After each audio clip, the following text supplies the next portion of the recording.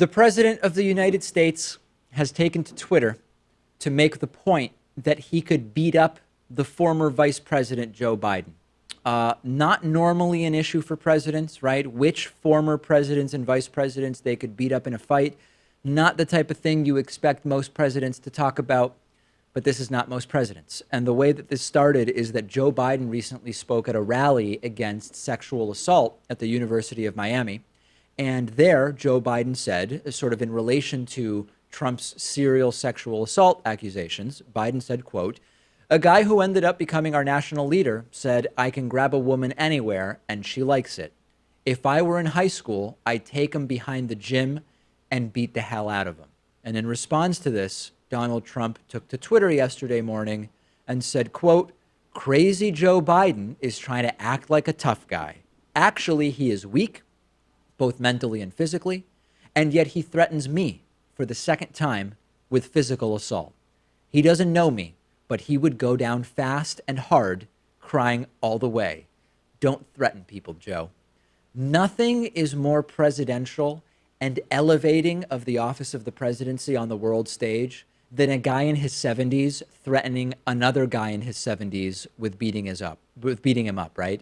This cannot be normalized. This would have been unheard of in a prior time. Like, can you imagine Clinton saying he could beat up Bush, or Bush saying he could beat up Clinton? And for those who are saying, and I'm already seeing it online, people saying, David, if you criticize Trump, you've got to criticize Biden because they both said they could beat up the other guy.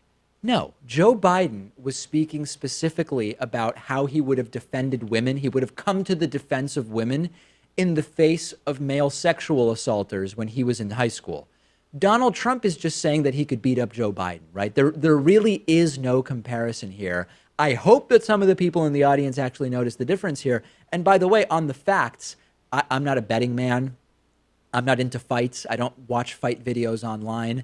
But I would bet on Joe Biden at any point in their respective lives. The only way that I would bet on Trump winning that fight is if it's 12-year-old Trump versus 5-year-old Joe Biden, right? Which, based on their actual ages, is not a scenario that would exist based on our actual conception of time. I'm sure that Trump's bone spurs alone would have been a hindrance, but beyond that, the mostly obese guy, the borderline obese 71-year-old with the bone spurs, is going to beat up Joe Biden, who I believe is actually quite a fit and strong guy. And again, it's not about that. It's just so stupid at every level. And I think more than anything, it's a sign of Trump's frustration, right? I mean, the guy can't get anything done. He's got the Russia scandal. He's got the Cambridge Analytica scandal. Multiple women accusing him of payoffs and non-disclosure agreements, some under threats of physical violence. Nothing is going right for Trump. And so he tweets that he could beat up Joe Biden. And I think that this is more about Trump feels cornered and sort of like he's lost control over any of the narratives about his administration. It's not really that he has a desire to beat up Joe Biden, right? Like, I don't actually think that Trump really even necessarily thinks he could beat up Joe Biden. Maybe he does, maybe he doesn't. I think this is all about Trump losing control of the narrative. And this gets back to, I don't remember if it was the Monday or Tuesday show where I said this. I recently read Sun Tzu's The Art of War. And in that book, Sun Tzu writes, you always want to leave an army or an enemy some way of getting out, because when the army or enemy is completely cornered, they go nuts. They act in a completely erratic way.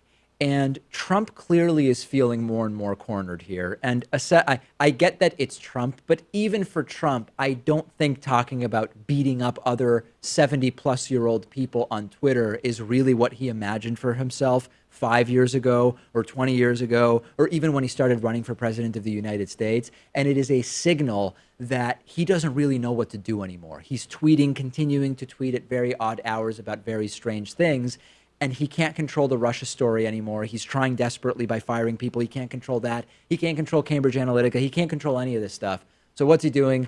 He's saying he could beat up Joe Biden. And it's almost depressing.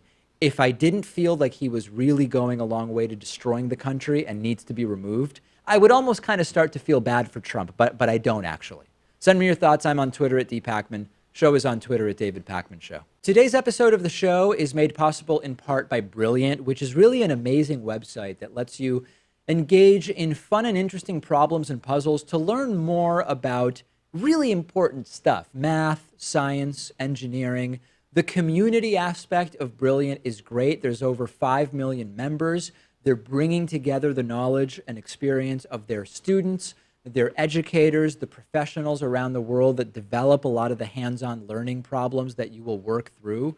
And learning with a community makes a huge difference, right? When you use Brilliant, you're part of that 5 million member community. They share your curiosity and love for math and science. And the community at Brilliant also supports your learning because you build a connection with the subjects you're learning by interacting with other people studying the same material. You can get started right now by signing up for free at brilliant.org/David Pakman. First 200 people who visit brilliant.org/David Pakman will get 20% off an annual premium membership. That is brilliant.org/David Pakman. Support us by supporting Brilliant.